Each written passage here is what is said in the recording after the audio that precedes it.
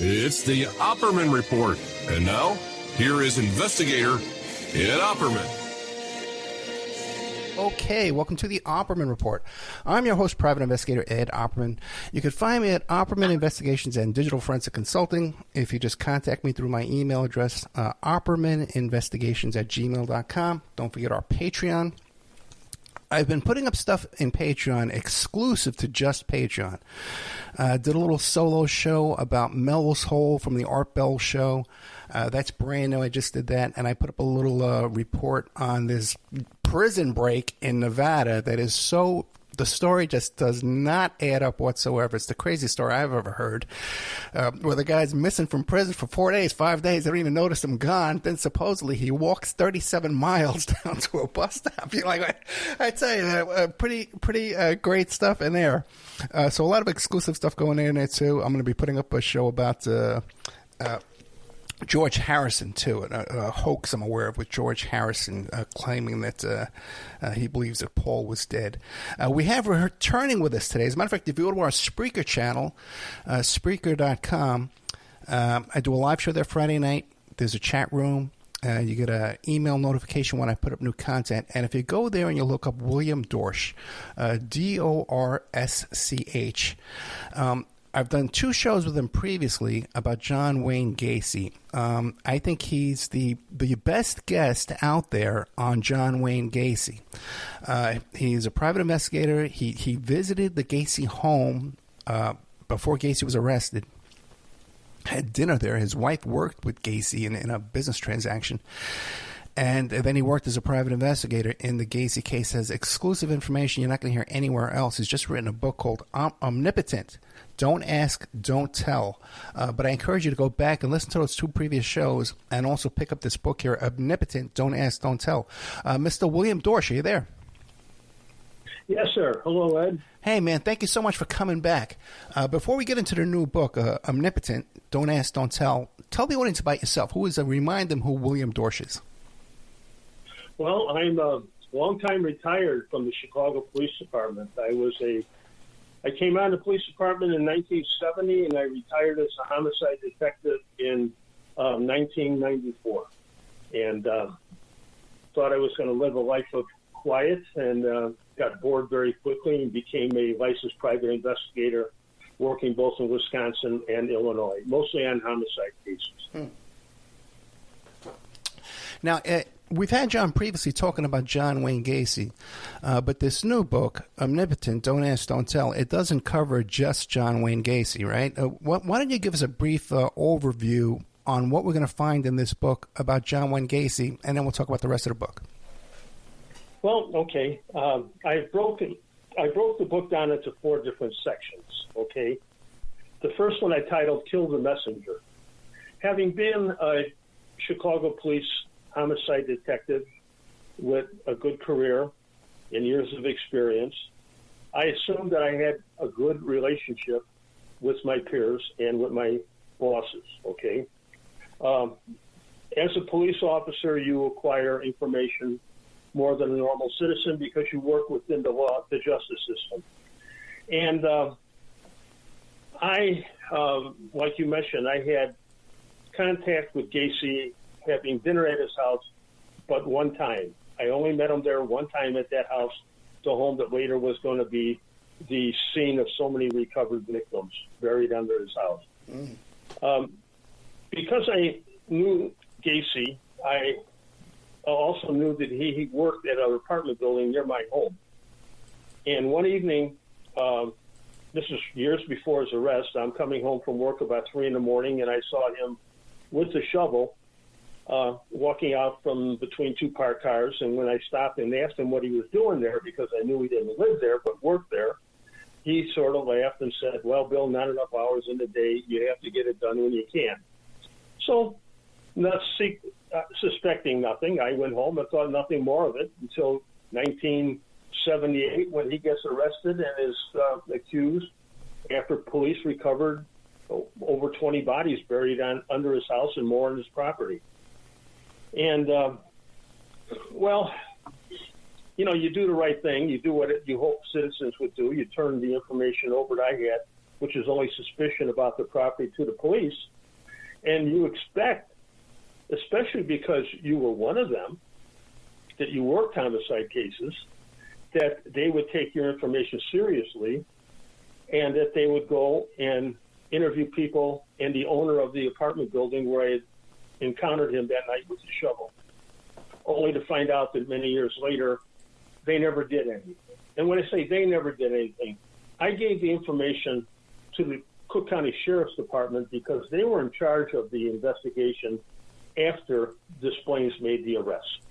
Okay, so they had the ongoing case, and like any citizen, you think of a man who killed 33 bodies, that no stone is going to be left unturned. You expect that law enforcement is going to conduct an honest and thorough investigation.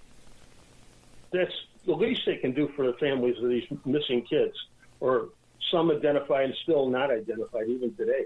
But I learned later that that wasn't done. Okay? You can call it malfeasance, which would be criminal, or you could call it inattention to duty. But as an experienced detective, I saw that they didn't follow any of the steps. What they did, Ed, was they actually ended their investigation with the arrest of Gacy. That should have been the beginning of the investigation. Let me ask you a question, Bill Dorsch, because normally, people make a report to the police and they think, oh boy, they're going to go work on this thing for me, I made a police report.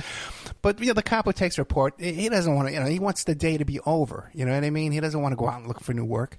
But on a case like this, people go out of their way to attach their name to a case like Gacy. They'll make an appearance when they're not even needed to get on a TV camera or, attach their name to some report or something. They can use it later on in their career. Why do you think they didn't follow up on your information? Well, I'll take you through many years now. This Gacy's arrested December 21st, 78. And I retired in 94. He was executed in 1994, just a few months before I retired. And all that time, and even into my retirement, all I ever had and all I could ever pass on to law enforcement was a suspicion about John Gacy, now a known murderer, encountering him with a shovel on this evening and pointing out the location. That's all I had was suspicion. You needed something more. But when I engaged with the Better Government Association on another homicide case, I informed them about my suspicion of Gacy at this location. And we decided to try some new technology, which is ground-penetrating radar.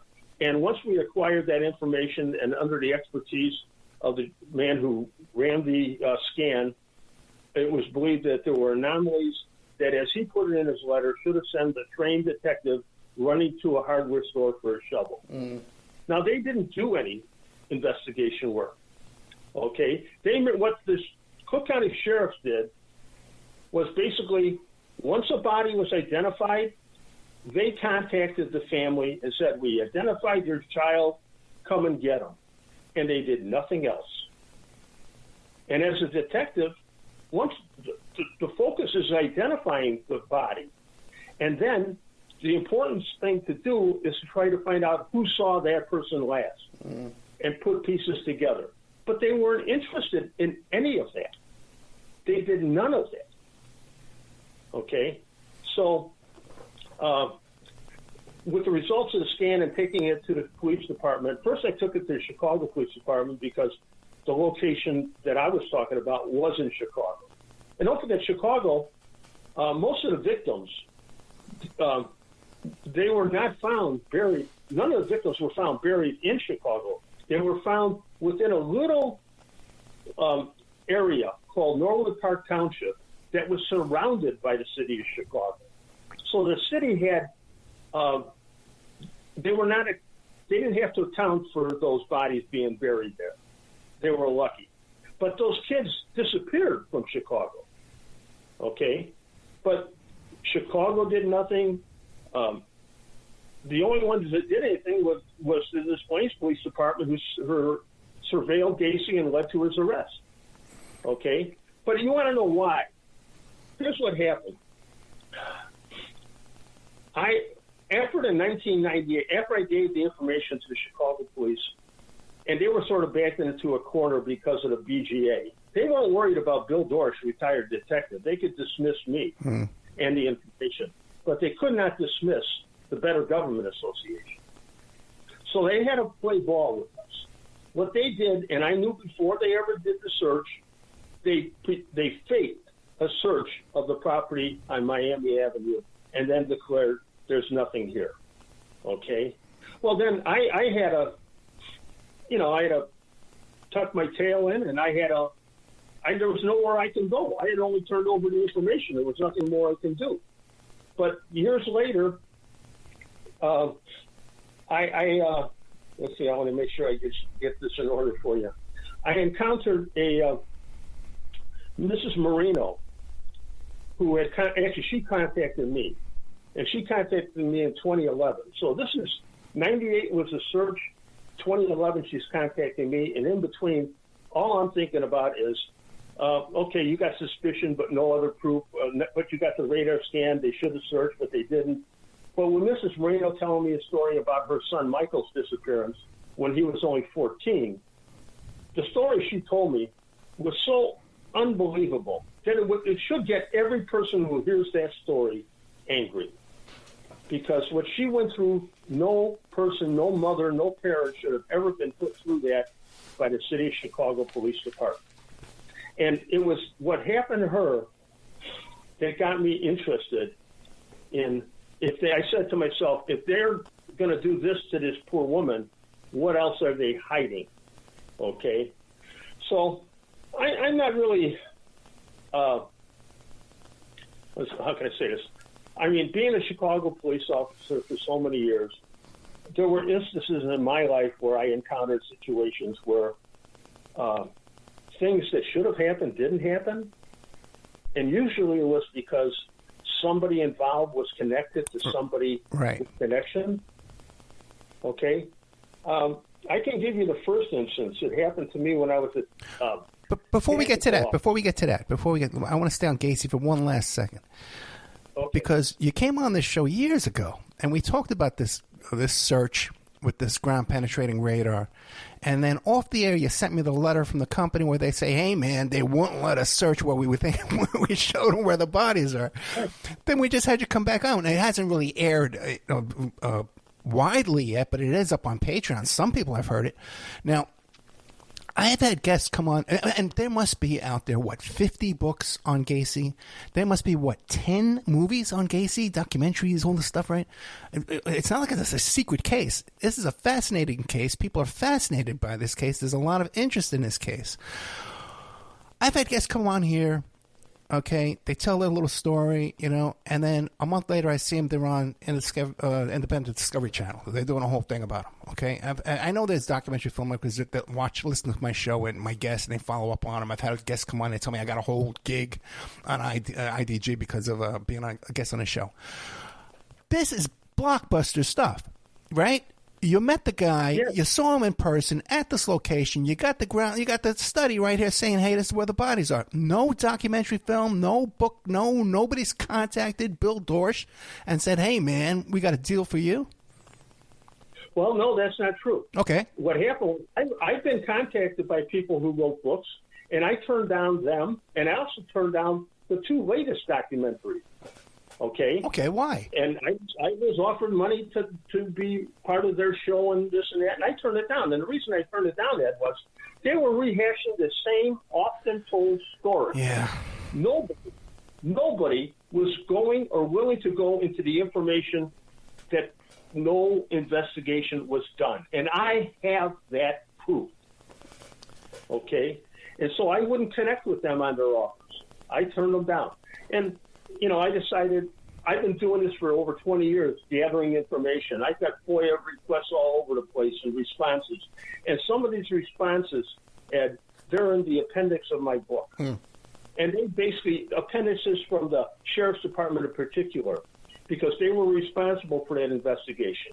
And I'm asking them for reports. I'm asking them for people's names, victims' names, possible victims' names, all this. And I'm being refused that stuff and everything else. But I made a pest of myself intentionally. And finally, I got what I wanted. I got the FOIA request from them that said, we did not do the investigation because we were not in control. We were only there to assist the city of Des Plaines. But, Ed, they took the case away from the city of Des Plaines about a day after Gacy was arrested. And Des Plaines only assigned one detective to assist the sheriff's department. The city of Chicago, where 33 of those victims mostly came from, they only assigned one detective to the Des Plaines Police Department. So they're telling me, no, we're not in charge. We're there to assist somebody. And so I'm saying, well, it looks to me like you're in charge. I want the reports that you have. And I get back a lot of declines. We can't find them. We can't find them. We can't find them. And then finally I get a FOIA that says, oh, yeah, we did talk to other departments trying to get their information, but it was all verbal. Verbal. Okay? And I'll tell you another thing. This I wrote about. After the first search in 98, and I left Chicago, between that time and 2011, I had sent 2 or 3 different FOIA requests to the city of Chicago, city of Chicago and to the sheriff's department, asking for their search, the report on the search that they did in 98. Actually, it was Chicago that did it.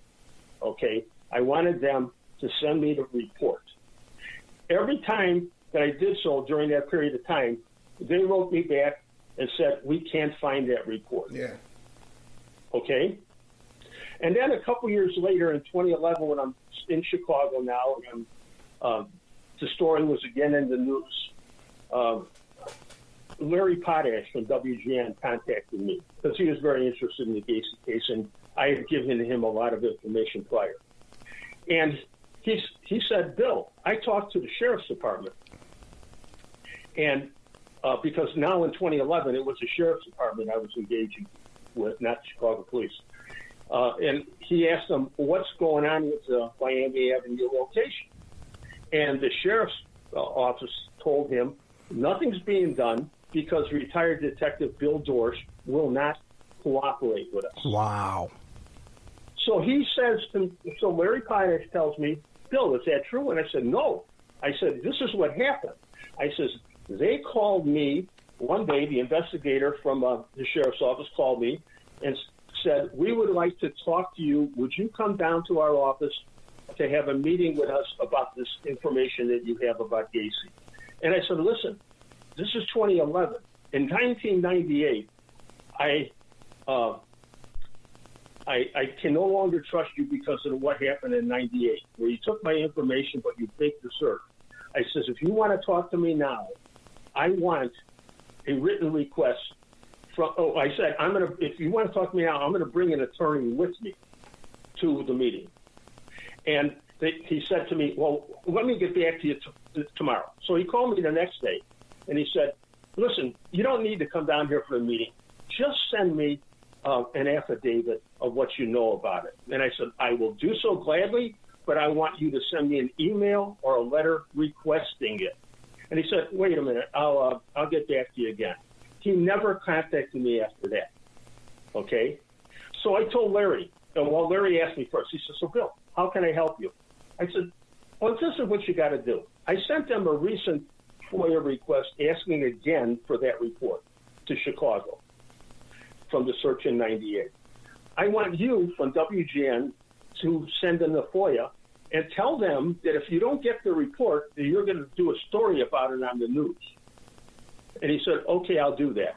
About 3 or 4 days later, I get a phone call from an officer of the Chicago Police Department telling me that we found the report. It was accidentally misfiled, and a clerk found it, and now we want you to have it, so we're sending it to you.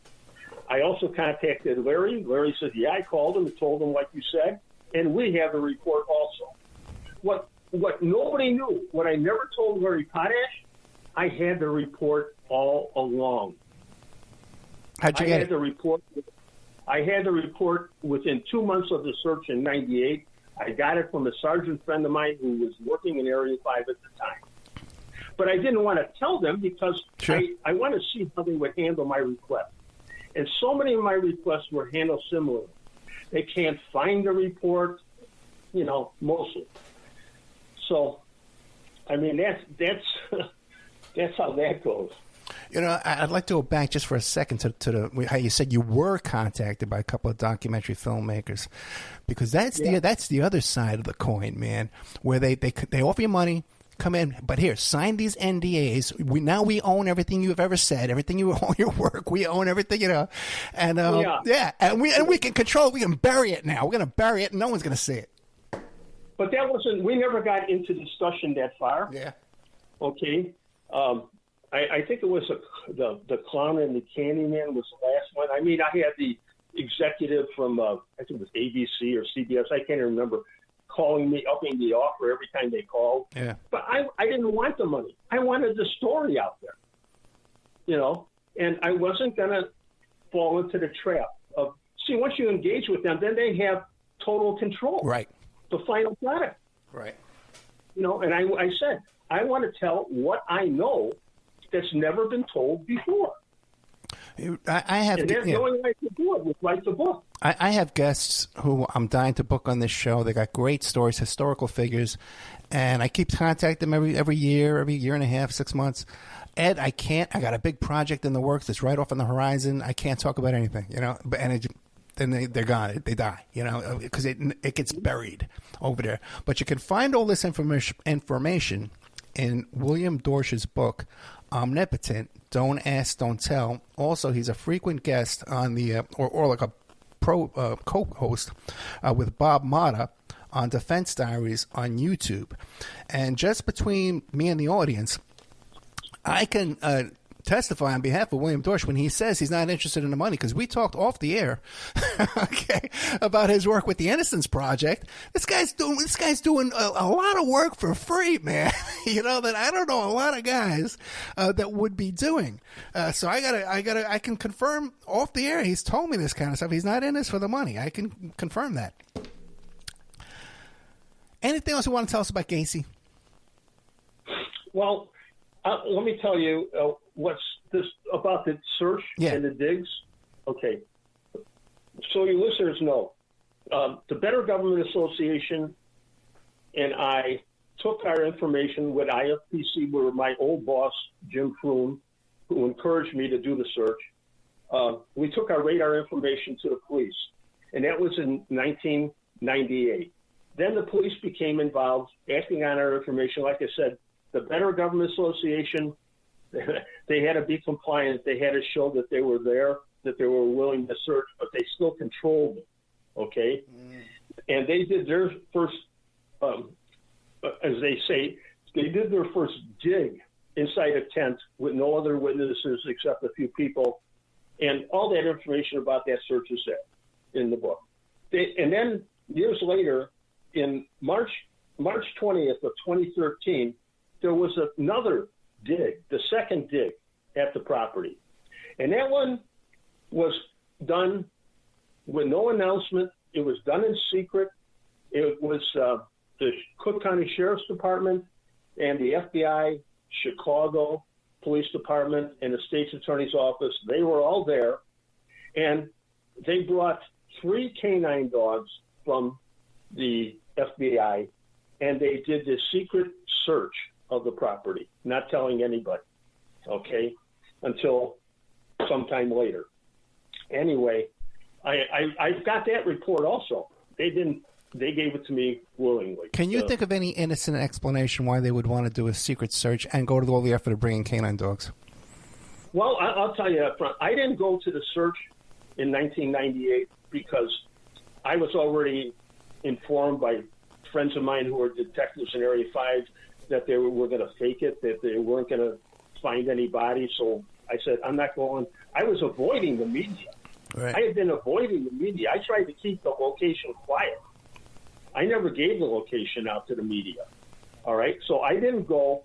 But also Jim Froome and his associate, Rocky Rinaldi, who had been a sergeant, who encouraged me to do the search, were going on television saying they believed in the information of the radar scan. Suddenly, they don't go either. But they've been in meetings with the Chicago Police Department. They knew that they weren't going to find any bodies because they weren't going to search, really. So they didn't go, okay? So that was the other search that was done, reported search. What they didn't know, and nobody knew this until just recently, Bob Mata and I put this out on his Defense Diaries podcast. Last year in October, in 2022, I returned to Chicago Ed and met with Bob Mata, and we had retained our own ground-penetrating radar experts to search the property again. Oh, this is a new search that you haven't told me about previously. Right. Well, we haven't told anybody. Well, so I'm sure the government knows about it now. Right. I mean, we couldn't go to the Chicago Police Department or the State's Attorney's Office or the Sheriff's Department. They would prevent us because they don't want anybody. Then let me ask you this. Now, you have the results of the first ground-penetrating radar search, that letter you sent me years ago, and now you have another report. Do you notice any anomalies or discrepancies between the two reports, like something was altered? Well, no, what we did find, and this time after about 20 minutes into the search, we were interrupted by a person who said he managed the building or owned the property. But in comparison from the information we were able to obtain at that time, we were told by the examiner, in comparing it to the earlier, we were seeing the same anomalies in the same places. Okay.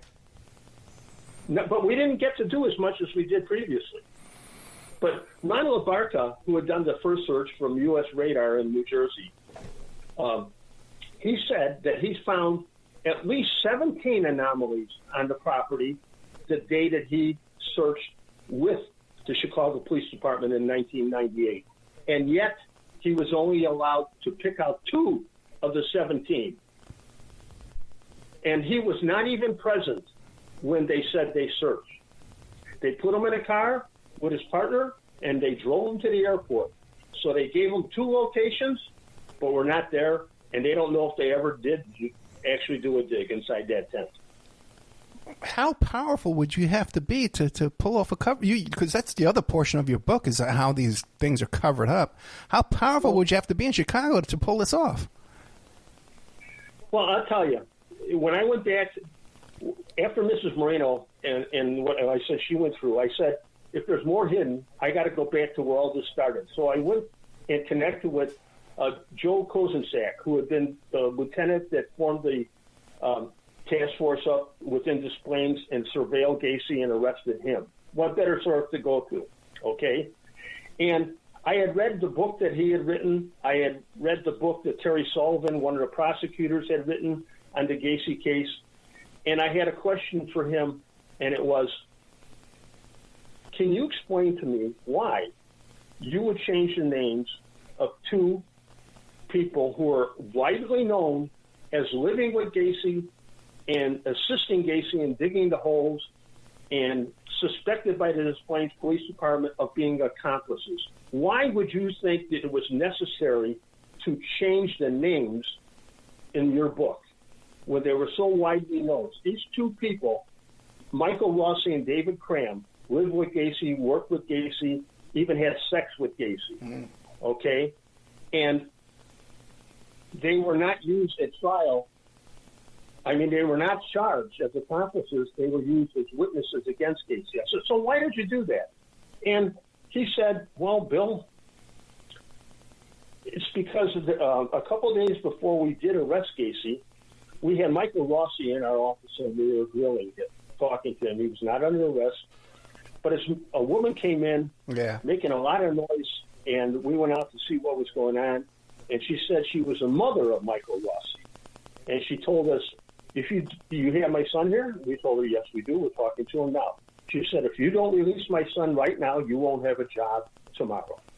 Okay? And like we said, I think maybe you and I talked about it. That's something I've heard in law enforcement too. Okay? But I said, well, that's a pretty heavy threat to make. I said, why would she say that? She says, well, she said further that my son is a grandson of Vito Marzullo. And if you were a Chicagoan at that time, you would know that Vito Marzullo was a Chicago alderman, recognized as probably the second most powerful politician in the city of Chicago. And if Michael Rossi was his grandson, he certainly had a lot of clout. Okay. So you said this was told to you by Sullivan, the DA, or the Sullivan?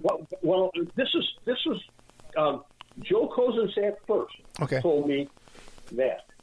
So then because I knew that Terry Sullivan, the prosecutor, had written the book and also was there, I recognized that Terry Sullivan had changed the name of Michael Rossi and gave him a different name in his book, but he didn't change the name of Cram. So Sullivan didn't say to you, hey, I changed the name because the publishers or because of liabilities, we didn't want to get sued. He says, oh, no, Vito Marzullo would come after me. Vito Marzullo. Okay. And their names were so widely known in the case. I mean, Rossi's driving the car of one of the victims. Okay? There's so much connecting him. And boy, have I got a lot more than just that. This never been told. Well, tell us what? Tell us. What is it? What else you got, man? Well, yeah. I mean, we don't have enough time. We got 30 minutes, man. Come on. Okay. It's a lot. And let me finish with the Go ahead. So naturally, getting done with Kozenczak telling me about that, I go to Terry Sullivan next.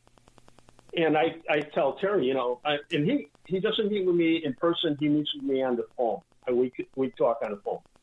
And I said, hey, I said, I'm getting information that, you changed the name of Michael Rossi, but you didn't change the name of Cram. It's kind of suspicious. Why would you do that? He says, nothing really. I said, well, wait a minute. I'm getting information that Michael Rossi's connected to some politician, some important politician in the city of Chicago. And Terry Sullivan says to me, well, his mother might have worked for someone or knew someone, but it wasn't somebody of importance in the city. I said, well, who was that person? He says, I don't even remember, something like that. Mm. And I said, well, wait a minute. I'm going to tell you the truth now. I've already talked to Joe Kozenczak. I've met with him 3 times. Okay? And either Joe Kozenczak is a liar or he's made a mistake or you're the liar. Because this is what I know, that the mother came in, and he said, yeah, the mother came in. I remember the mother coming in, and she said she was connected or related to somebody in government, and but no, she never said and identified who it was. And I said, well, that's not what I hear from Kozenczak. I says, but then again, also coming in that same day was a guy named Hanrahan. He says, yeah, Hanrahan showed up after the mother. Hanrahan had been the state's attorney for Cook County just prior to that. Whoa. For about 6 years. He lost the election just before Gacy's arrest, but suddenly he appears at the police station with Mrs. Marino about her son. And then he works with her son all through the case where they say, well, we're not going to charge him. We're only going to use him as a witness. Wait. So Hanrahan was a former prosecutor. He was working, though, as a defense attorney at the time when he came in? Yes. Okay. Well, that's not too unusual. Can't go any higher up the chain. But that's not too unusual, though, for a former prosecutor to become a defense attorney and then show up when his client's under interrogation. Yeah, but Mrs. Rossi was a simple tavern owner at the time, as far as we knew. Gotcha. And then not only that, later, when this is all happening before the dig, it's written. The Chicago Police Department got the building owner for the apartment on Miami Avenue. Yeah. They got him an attorney. They got him an attorney to protect him during the search. Wait, who got him the attorney? The Chicago Police Department. The Chicago Police Department hired a private attorney for the landowner. No, they didn't hire him. No, they don't say they hired him. They connected Robert Clifford, introduced, who is a highly connected attorney in Chicago, connected to the politicians, who suddenly now is going to represent the building owner. But he's put in contact with the building owner by the police department. Well, just as a practical matter, why would the building owner need a specific attorney just to have, because there's a search on his property? What kind of liabilities are there for that? Nothing major. He's got insurance already. He's not going to be... Well, they used him yeah. to come forward after the search to make threats against me and the Better Government Association. Oh, really? Saying they were going to sue us. He said that they were considering a lawsuit against Bill Dorsch, retired detective, and the BGA. But nobody said they were going to sue the Chicago Police Department. Just us. I guess and I said I went to the lawsuit because that would open up everything. I guess the theory would be that Bill Dorsch diminished the value of the property because nobody wants to live there if there's dead bodies buried there. Yeah, probably. So let's get him a lawyer. Let's get him the biggest lawyer in town to take that case. So that's why Michael Rossi and David Cram were not charged in any way. After that point, they were no longer, according to Kozensack, going to be arrested. They were used as witnesses, and they even met. And I have all this in writing too.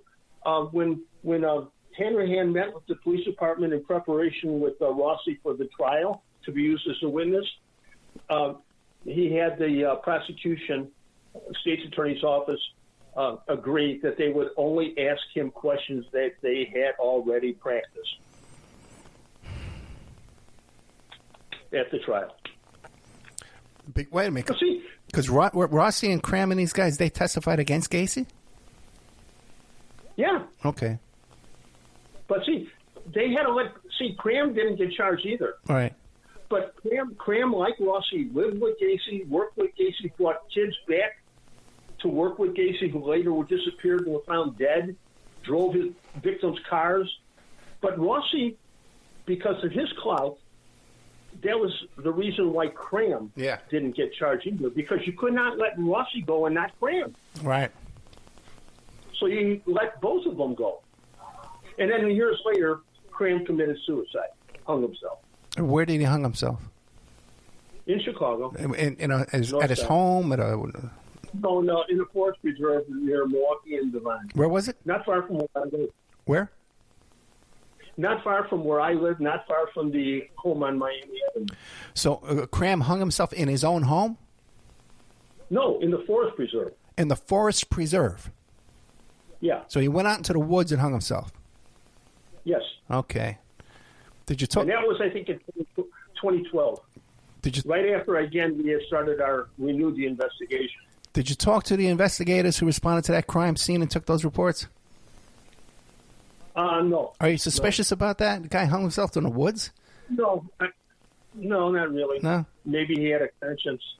And plus, then now in 2011, I had renewed the investigation. It was big in the news again. Right. I mean, it was already in the Huffington Post had run a big article about it because a young man, boy, I want to give him credit, and I can't think of his name right now. He came to me. He was in college, and he wanted to know about the Gacy story, and he came to me because of my name being prevalent. And I met with him about 4 or 5 times for more than 20 hours and gave him all the information only leading up to the year 2011, okay? And that information, that article, that story that he wrote wound up as being the impetus that it went into the Huffington Post, and then suddenly everybody was interested in the Gacy case again. What is the biggest misconception you want people to know about Gacy? And people think that they know about Gacy that they got wrong. Oh, he was a monster. They're not wrong about that, but monsters aren't born. Murderers aren't born. People become murderers, all right? And Gacy, like a lot of people who were arrested and went to prison, sitting amongst their peers in penitentiary, what they realize is the reason they're sitting there in a penitentiary now is because they made one big mistake. They let their victim live. Okay?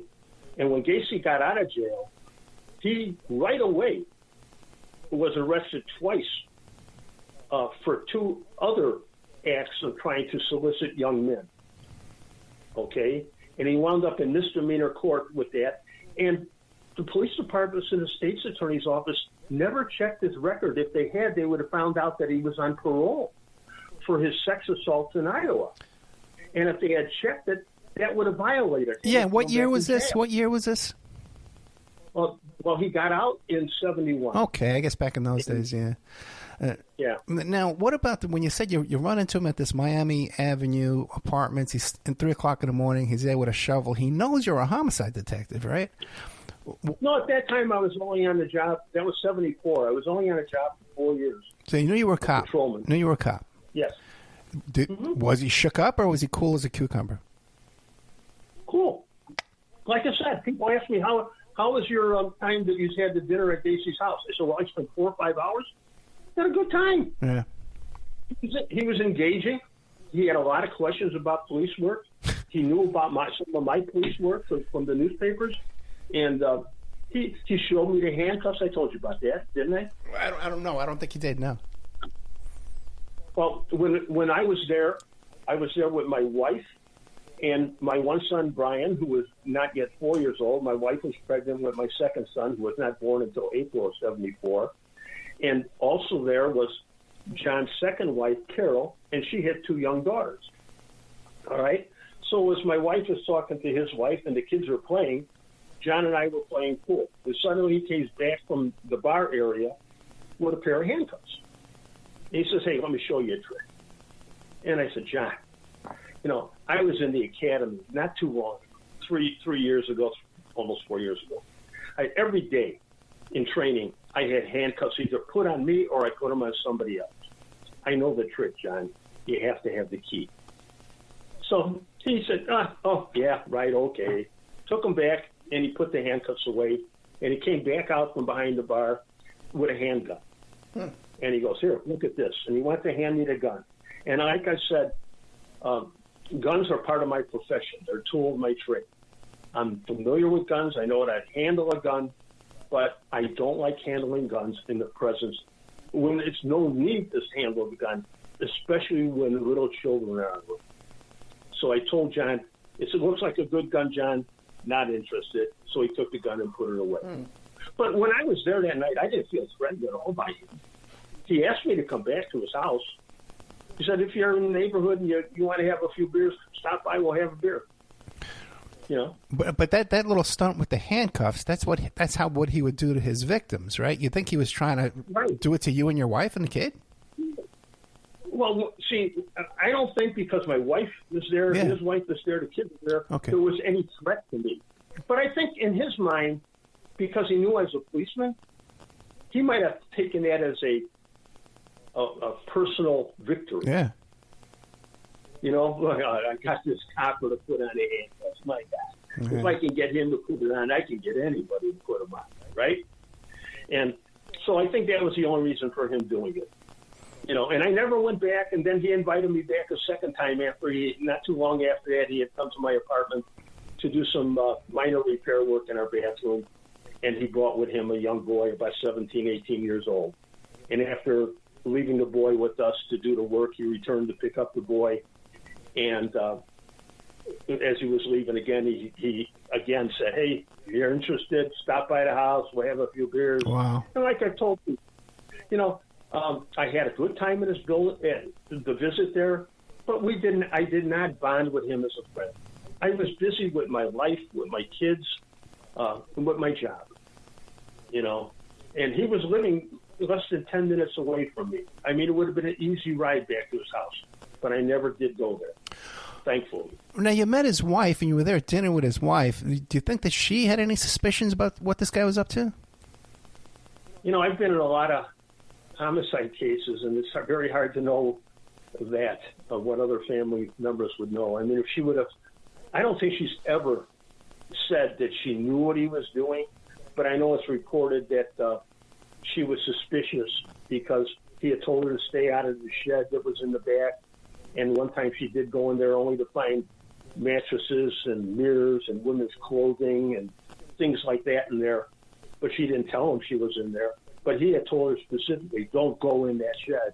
And that was the shed where he would come late at night and take a young boy in the shed and then leave and then return home later. So I said there's three parts to John Gacy, though. The first part, when he got out of prison and he moved into the building on Summerdale, from 71 when he moved in until 1976 when he divorced Carol, I don't think he was he says his first victim was in December 71 or 72. I don't think he remained dormant for that time, for 4 years. But he had a hard time. He would have had a hard time committing murders in the house and burying the bodies there because Carol was there with the kids, and even Gacy's mother was living there for a while, and so was Carol's mother living there for a while.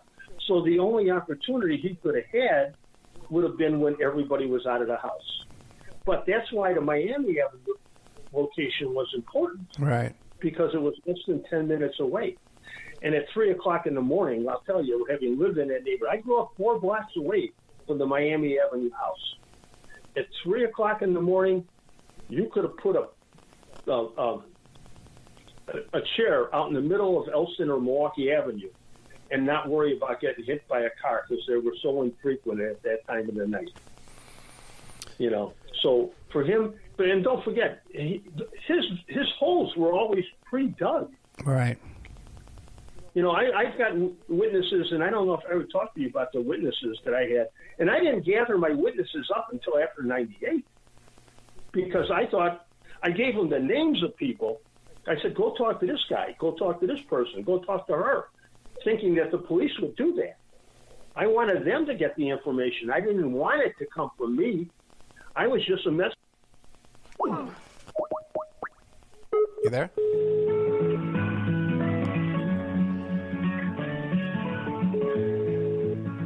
Yeah, sorry. It did the same thing as last time. It made me pay $10. I guess these shows that cost me $10 in fees.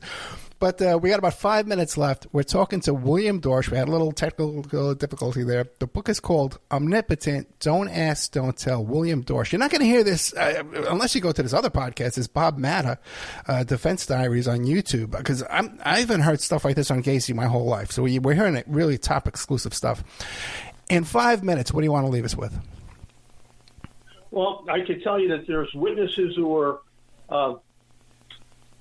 had knowledge of the works that Gacy did at the Miami Avenue location, and their names became known because I gave them to the Chicago Police Department, and they never went out to interview them, so I went out and interviewed them myself. And also, I had another few people come out and do actual recordings of the information. Now, those witness statements you took, are they in the book? Yes. Oh, Omnipotent. Check out the book. Omnipotent, Don't Ask, Don't Tell. I got to get a copy of this myself, man. So you have other witnesses. And what did these witnesses have to say? Well, I was trying to say that John Ignapo, when he was a youth, would go there to play with other boys that lived there. And they would play on the front yard because that grass, it was not very large, but it was the biggest front lawn in the neighborhood. And they would play football on the front lawn. And he tells a story that they would go over there, and they also played war games as children over there. And he says that they played war games, and they would jump in these open trenches and pretend to shoot at each other. And I asked him, how big were these holes that you were jumping into? And he said, well, they were big enough for 2 or 3 of us little kids to get into. And then he says, I didn't know until years later that when I went to funerals, that what I was actually looking at in the front yard were holes that were not dug for planting, but like graves. Yeah, what other reason would he be having to dig these big giant holes? And leave them open. I mean, if you're going to do landscaping, and that wasn't what John Gacy usually did. He did construction work and remodeling work. He was not known as a landscaper. But he hired a boy named Michael Nelson across the street from the Miami apartments. And Michael Nelson worked for Gacy. Gacy paid him for cutting the grass and shoveling the snow and taking the garbage out. And in the book, you'll see Michael Nelson talks about the holes, too. He says the holes were pre-dug, and he remembers it vividly because when he'd be cutting the grass, he'd have to go around the holes with a lawnmower. And every day when he went to school, he cut across the front lawn, and the holes were there, and they were open for days. He talks about the yard, the parking area in the back of the building. It wasn't big, only room for 3 or 4 cars. He says, but Gacy stopped him one day when he was bringing the trash out and told him, you got to go around the other way because we're getting ready to pave the parking area. And then he took the garbage and he noticed there's a young Hispanic kid in a hole that's about up to his chest. Wow. Okay? And he said, I didn't think of it at the time, but after Gacy got arrested, he said, boy, I'm thinking now I'm a little older, but I realized, why would you want to dig so deep to prepare the surface for the blacktop? Okay? Real quick. And so that's one of the places we're really interested in. Real quick. How many people lived in those apartments? How large were these apartments? There were 5 apartments. Okay. 2 on the first floor, 2 on the second, a garden apartment with the attached laundry area. Okay, so that's easy enough to, 5 people aren't going to get all that. And I'll tell you, we haven't scratched this. Yeah. I have so much more. But I'm going to tell you, Tuesday, October 24th, is the 47th anniversary of the disappearance of Michael Marino. So that was 47 years ago. Gotcha. And as we know, that was a young boy who, it turns out, that he was misidentified. He's not the person that was identified in the grave as being Michael. Gotcha. Okay. We've been talking to William Dorsch. The book is called Omnipotent, Don't Ask, Don't Tell. And you can hear more about this on this YouTube podcast, Defense Diaries, with Bob Mata and William Dorsch. William, we've got to have you come back and tell us about the rest of the book, which is all about police corruption and your work with the Innocence Project and all these things. You're going to wind up moving in with me, bro. Okay. But thank you again, my friend. Okay, Ed. Good night. Take care, buddy. You too. Bye.